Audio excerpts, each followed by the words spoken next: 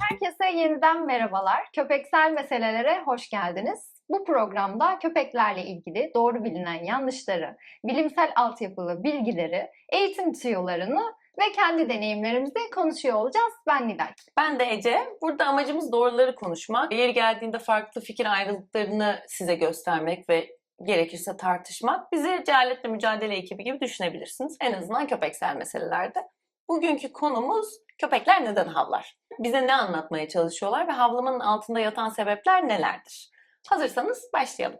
İnsanlar için konuşmak nasıl ki doğal bir iletişim biçimi ise köpekler için de havlamak doğal bir iletişimdir. Bazen korku, kaygı, ayrılık kaygısı, ayrılık anksiyetesi dediğimiz durumlarda, bazense oyun, selamlaşmak gibi ya da bazen sağlık problemleri gibi pek çok sebepten dolayı havlayabilirler.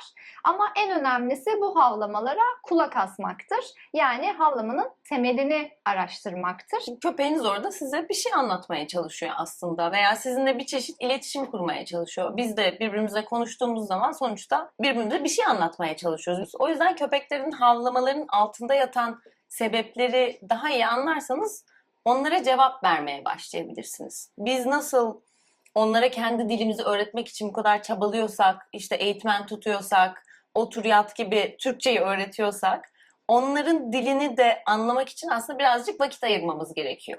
Yoksa lost in translation dediğimiz belli şeyler bu çabanın içinde kaybolmaya başlıyor ve aslında o zaman bu havlama problemi veya excessive barking dediğimiz durumlara gitmeye başlıyor. Yani köpek bize bir şey anlatmaya çalışıyor ama cevap alamıyor.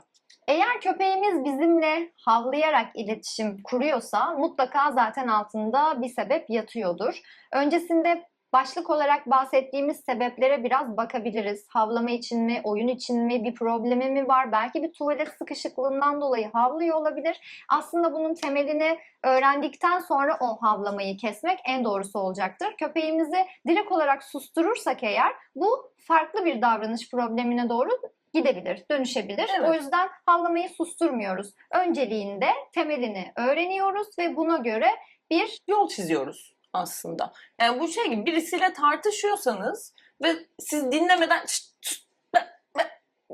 yapıyorsa evet, orada hiçbir şekilde bir ilerleme kat edemezsiniz. Bu bir aile ilişkisi olabilir, sevgiliniz de olabilir veya arkadaşınız da olabilir. Sonuçta kendinizi ifade etmeye çalıştığınızda karşınızda bir duvar görürseniz ya da sadece sus diyen birisini görürseniz o ilişki zaten ilerleyemeyecek. Hatta ilişkide çok büyük zedelenmelerle karşılaşacaksınız. O yüzden bunun olmaması için zaten köpeklerin dilini birazcık öğrenmeye çabalamak gerekiyor. Daha sonra düzeltmelere gitmek daha doğru bir karar olur. Ama havlamaların anlamlarına girmeden önce birazcık ses tonlarının ne ifade ettiğini anlamamızda yarar var. Şimdi köpeklerin havlamalarında da çok farklılıklar olabiliyor ve ilk bakmamız gereken şeylerden bir tanesi aslında nasıl bir ses perdesi, nasıl bir ton kullanıyor. Şimdi tiz bir ton var orada, pes bir ton var. Bunlar tabii ki çok daha fazla ayrılabilen şeyler ama biz en basitinden konuşacağız. Kalın yani pes tonlar ve tiz tonlar.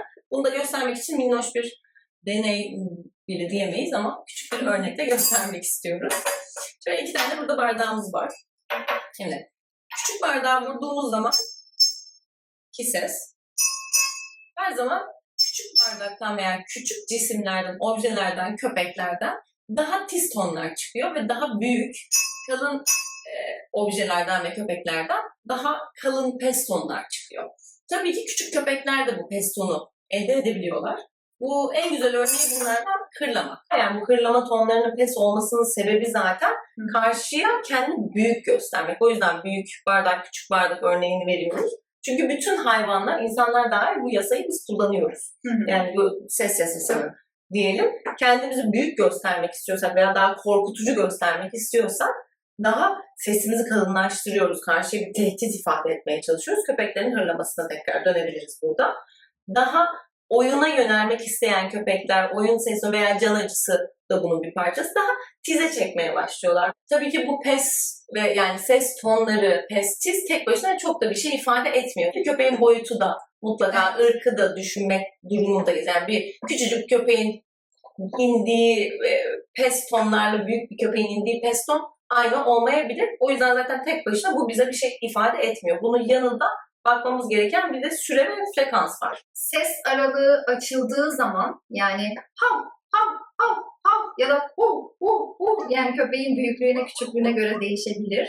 Burada bir sinyal var aslında. Sinyal veriyor köpek orada bize ama orada daha çok korku değil de odaklanmış ve burada bir şey var, gel buraya bir bak sinyali bize aslında taşıyor. Bu frekans azaldığı, daraldığı zaman da hu hu hu hu hu hu gibi köpek biraz daha çekinik ama yine meraklı olabilir karşı tarafa, fakat biraz daha dediğimiz gibi altında çekiniklik mutlaka yatıyordur. Ama tabii buna bakarken bir de vücut diline de bakmak gerekir.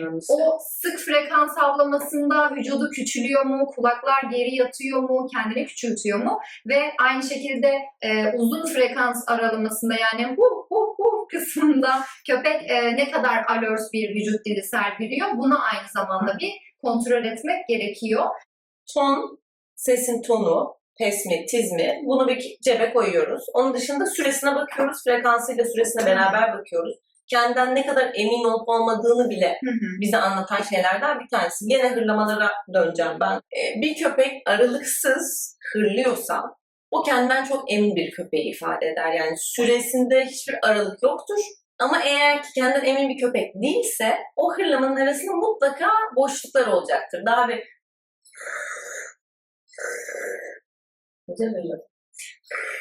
o zaman kendinden emin olmayan bir köpeği bize ifade eder. Yani demek istediğimiz bu ses tonları, süre ve frekansın hepsini bir bütün olarak baktığımız zaman bir anlam ifade etmeye başlıyor. Eğer aralıksız hırlayan bir köpekle karşılaştıysanız mesela ona yaklaşmayın lütfen.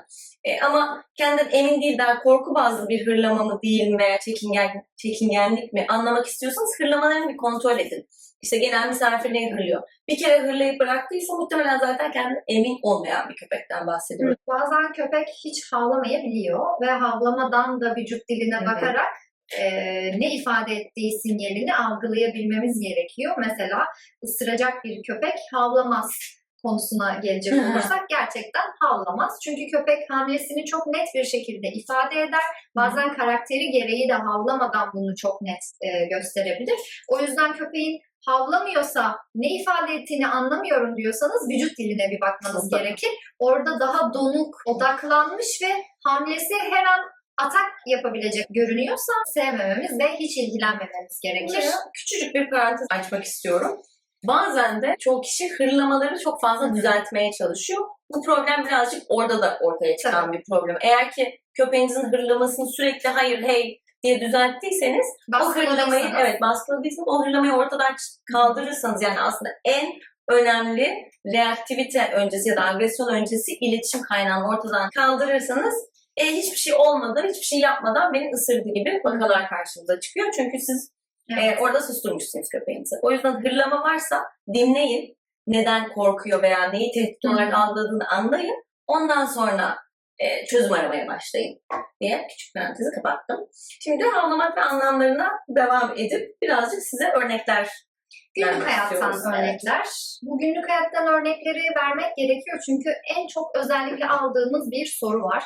Genelde yavru köpeklerden alıyoruz bunu. Eve geldi fakat iletişim olarak sürekli bizi hırlıyor, yakamızı paçamızı çekiştiriyor ve korkuyoruz. Nedenini bilmiyoruz. Haklısınız aslında. Fakat gidip gördüğümüz zaman karşılaştığımız şey de daha masumane kısmı oluyor genellikle. Bunu sizin de ayırt edebilmeniz gerekiyor. Örnek verecek olursak, oyun oynamak isteyen bir köpeğin havlama tarzı şu şekilde olacaktır. Vuf, vuf, vuf. Hani vuf, havlama ve hırlama karışık şekilde. Vuf şeklinde olacak. Aynı zamanda bunu vücut dili destekliyor. Kedi pozisyonunda yani patiler, ön patiler aşağıda ve popo yukarıda olacak şekilde. Köpek yogada olabilir. Evet, yani yoga pozisyonu aynı şekilde görüyorsanız kesinlikle zaten sizi oyuna davet ediyordur. Evet. Ya da bir köpek görmüştür, bir köpeği oyuna davet ediyordur. Bu biraz dediğimiz gibi masum bir havlama. Hırlama ve havlamayı bir arada çoğu zaman görebiliriz. Sık havlamak yani havlaması yine bir sinyal amaçlı olan havlamadır fakat çekinik altyapılı yani tiz tondaysa eğer daha çekinik bir köpek havlaması olduğunu söyleyebiliriz ama pes tonlamadaysa eğer bu, o köpeğin daha özgüvenli bir şekilde uyarı, yani gel burada bir şey var, buna bir bak istersen deme sinyalidir. Bu kesintisiz havlamalar konusunda da bunun altında yatan en net sebep de bu arada yaklaşmakta olan bir tehdit var, gelin bakın. O yüzden o tür bir havlama olduğu zaman da bu aralıklı havlamalarda olduğu gibi kurmaya çalıştığı köpeğin iletişimine cevap vermek için bir kontrol etmenizde her zaman yarar var. Bu da çözümlerden bir tanesi bu arada. Ama şimdi şu da bir soru işareti olacak. Ben bu davranışı gösterirsem köpeğimde bu daha çok pekişir mi? Yani Büyük sorun. çünkü klasiktir. Bir köpek davranışı yapıyorsa duyarsız kalın der eğitmenler. Fakat bu köpeğin mevcut genel problemi olarak da hani bir çerçeveye bakmak gerekir. Yani bu köpek bu davranışı hep mi yapıyor? Korkudan mı yapıyor? Yoksa genel olarak eve geldiğinden beri var olan bir davranış mı? Ya da hiç yok, ara sıra gerçekten işi gereği mi bu köpek bu davranışı yapıyor?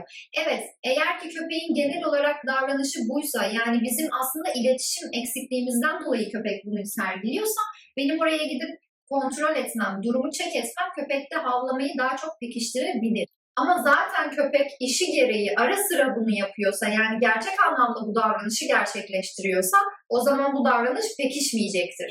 Çünkü ben eğer o ortamdaysam köpeğime şu an burada ben varım, senin yönetimine ihtiyacım yok, sen kendi halinde takılabilirsin, her şey benim kontrolümde imajını çizmemiz gerekiyor ki köpeği hem destekleyebilelim hem de köpeğin gereksiz avlamalarını kesebilelim. Buna örnek de verebiliriz aslında. Yani biz evden çıktıktan sonra köpeğin havlaması, kameradan kontrol ederken benim mesela köpeklerimde var o mesela. Ben evdeyken neredeyse hiç havlamıyorlar. Ben evden çıktığımda kamerada olduğu için ne kadar çok daha fazla havladıklarını görüyorum. Şimdi bunun altındaki en net sebep de benim iletişim onlarla çok güçlü. O yüzden ben evdeysem orada bir havlama ihtiyacı duymuyorlar. Zaten evin güvenliğini benim sağladığımı çok net kafalarına yerleştirmiş durumdalar. Ben gittikten sonra havlıyorlarsa bir bunu ben neden cezalandırayım? Yani yüzyıllarca onları üretmişiz. Evet. Havlasınlar, alarm versinler, bize haber versinler yaklaşan bir tehdit var mı yok mu diye. Bunu düzeltmeye çalışmak zaten çok saçma olur. Yani kendi alanlarını benimsemişler ve evi koruyorlar. Yapsınlar. Bununla ilgili benim Zaten hiçbir problemim yok. Tabii ki yapacağım. alanını benimsemiş, sahibine güvenen ve o ortamda konfor içinde yaşayan köpek bu davranışı sergiler. Yani orayı benimsemeyen bir köpek koruma davranışını sergilemez. Mutlaka orada güven hissediyordur ve zaten sahibini sevdiği için bu davranışı gösteriyordur.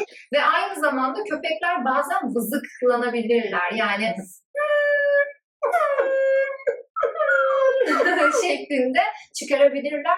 Bu da genellikle sağlık problemi altyapılı olabilir veya tamamen can sıkıntısından ve ilgi çekmek istiyor olabilir. Yani gel benimle ilgilen anlamı taşıyor olabilir. Zaten gittiğimizde özellikle de bacak açıyorsa, bir yerlerini bize kaşıtmak istiyorsa bu tamamen gel benimle ilgilen vızıklamasıdır. Bir de şunlar var mesela, ben çok karşılaşıyorum.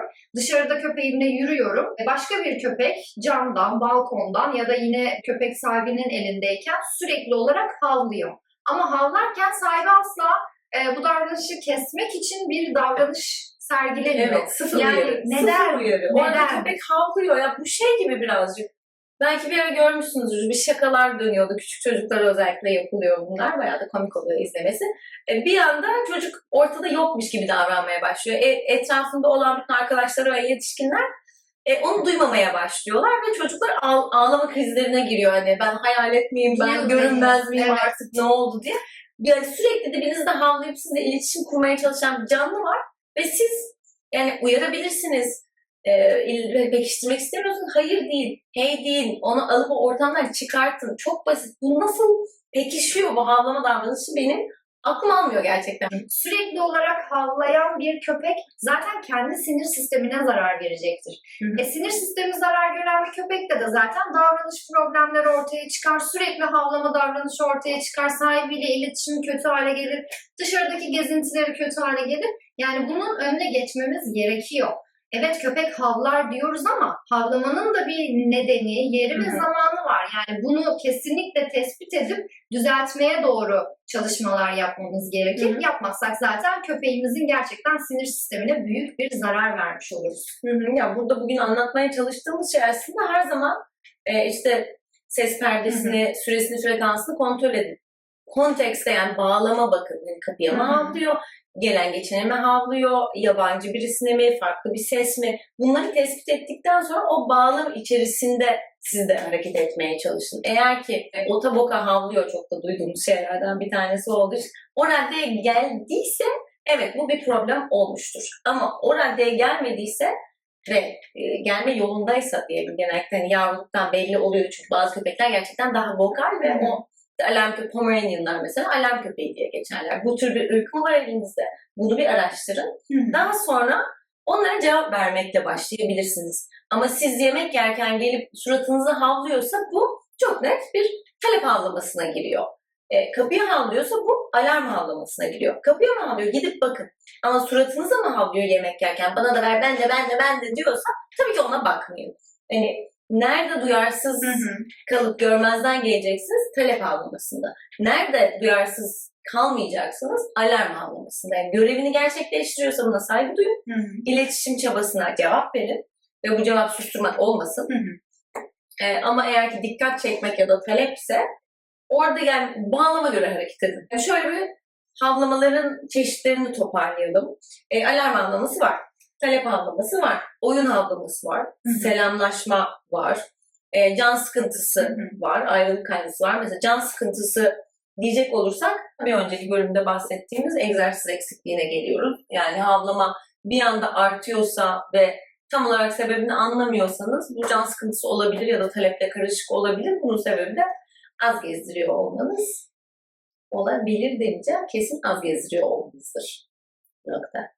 Bu arada tiz ses tonlarından bahsederken şunu da unutmamak lazım. Bazen işte otur bekle veriyorum, köpeğim hemen kalkıyor gibi bir şikayetle de çok fazla öğrencimiz geliyor. O zaman da bu ses tonlarının, ses perdelerini birazcık düşün, frekansınızı da düşünmenizde fayda var. Çünkü işte otur veriyorsunuz veya bekleyi veriyorsunuz. Ay benim güzelim, aferin canım bilmem ne diye bir anda tiz bir tonla küçük bir oyuncak çıkıyor içinizden ve tabii ki o hayvan bu heyecan ve oyun tonları da olduğu için kalkıyor ve pozisyon bozuyor. O yüzden orada hep kendinizi de birazcık dizginlemeye çalışırsanız orada bir rahatlık ve hani komutların oturmasına yardımcı olacaksınız. Yani çok kolay yükselen bir köpeğiniz varsa eğer bu tiz tonlardan olabildiğince uzak durun. Ya da köpeğiniz çocukları havlıyorsa tiz tonlarla bağırıp kaçtıklarında bu da gene köpeklere ya bir oyunu ifade ediyor veya av sesi. O yüzden o vik vik oyuncaklar da bunun yani niye vik vik diyor onlar o kadar ince tiz bir tonda? Çünkü av sesi. Biz eğitim yaparken de daha çok tiz tonları tercih ederiz. Köpek mesela düşükse enerji olarak yükseltmek için tiz tonlara kaçarız ki ona enerji verelim ve onun hareketliliğini sağlayalım diye. Heyecan katalım. Evet, ya da stabil tutmak istiyorsak daha pes ve net tonlar kullanırız ki köpek de bunu zaten algılayabilen bir canlı olduğu için bundan yararlanıyoruz aslında. Bir de havlama davranışında mutlaka duymuşsunuzdur, duymadıysanız anlatmış olalım. En fazla kendi kendini pekiştireç dediğimiz davranışlardan bir tanesi aslında bu havlama. Postacıya veya gelen bir köpeğe havladı diyelim köpeğiniz. Siz burada duruyorsunuz, bir tane köpek geliyor ve geçiyor. Şimdi o köpeğin veya insanın sizin köpeğinizle alakadar olduğu bir an değil. Ama sizin köpeğiniz havlamaya başlıyor ve bu havlamasının altında yatan sebep onu tehdit algılayıp oradan uzaklaşma mesafeyi açmaksa oradaki havlamada vav vav başlıyor sizin köpeğiniz. Bu köpek buradan geliyor veya insan ve gidiyor. Orada sizin köpeğiniz tek düşündüğü başardım, ben havladım ve gitti. O yüzden en kendi kendini pekiştiren davranışlardan bir tanesi olarak bunu anlatırız. Yapılması gereken şey ve eğitimde bizim en çok kullandığımız teknik mesafeyi arttırmak için havlıyorsa mesafe artmayacak. O yüzden hep kontrollü ortamlarda olmanız lazım bunu yaparken. Mesafeyi kısaltmak işte oyun için havlıyorsa da o zaman mesafenin açılması gerekiyor. Havlamayı azaltma ipuçları olarak bu aralara serpiştirdiğimiz çözümler dışında birincisi her zaman ve sürekli dile getireceğimiz ve devam edeceğimiz rutin egzersiz programı birincisi. Doğru sosyalleşme, doğru zamanda doğru sosyalleşme ve havladığı zaman oyuna ulaşamayacağını bilmek veya yemeğe ulaşamayacağını bilmek. Zihinsel egzersizler, köpek bulmacaları olur, siz de yapabilirsiniz. Battaniye içine mamalar serpiştirebilirsiniz. Çevreyi yönetmek en önemli kurallardan bir tanesi. Çünkü ne zaman en zoru, ne zaman problem çıksın zaten dış etkenlerden oluyor. Anneanne geliyor, ay torunum diye sevmeye başlıyor köpeğinizi, mama vermeye başlıyor, havlıyor veya vızıklanıyor. Orada hemen ucu bucu yapıp istesen ne diyorsun falan gibi şeyler ses tonlarıyla. Lütfen rica ederiz ki onların dilini öğrenmek için biraz çaba harcayın. Ki biz Türkçeyi onlara öğretirken veya kendi dilimizi öğretirken saygı duyalım ve biz de onların dilini birazcık öğrenelim. Yoksa hiçbir sorunun baskılamak dışında bir çözümü olmuyor. Baskılamak da zaten bir çözüm hiçbir zaman değil.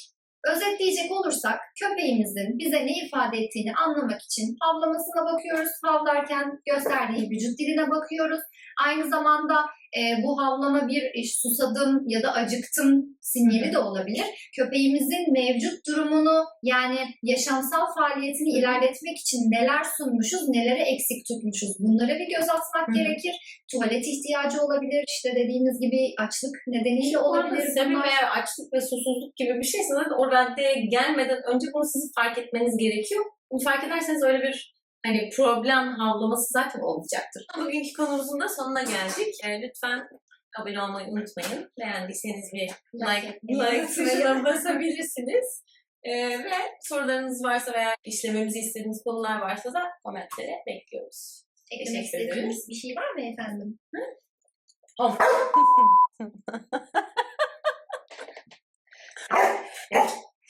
İnsanlar için konuşmak nasıl bir iletişim biçimi ise köpekler için de o kadar doğal bir iletişim kaynağıdır. Havlamak. Havlamak. Köpeğim kaçar. benden ne ister? İster bir koşu başlığı.